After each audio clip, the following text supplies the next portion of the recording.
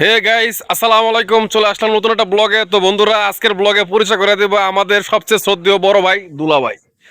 উনি কিন্তু এই যে অলরেডি শুয়ে আছে, সরি ভুল কইছি আমি, উনি বসে আছে, ওনার বউ ওনাকে রেখে চলে গেছে।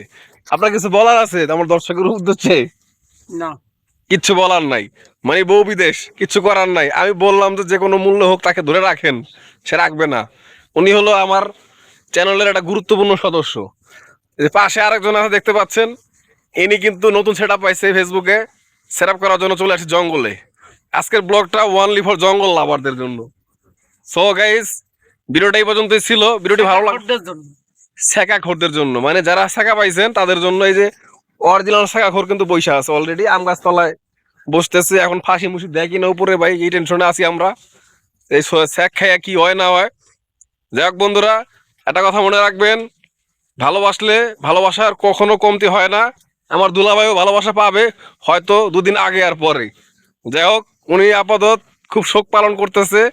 তো আজকের ভিডিওতে আপনাদের পরিচয় করে দিলাম আমাদের সেই বড় ভাই, আবার দুলাভাই। পাটা ছাগলের মতো ঘুরতেছে। উনি, মানে কি বলবো, আমি আমার বলার মতো ভাষা খুঁজে পাচ্ছি না।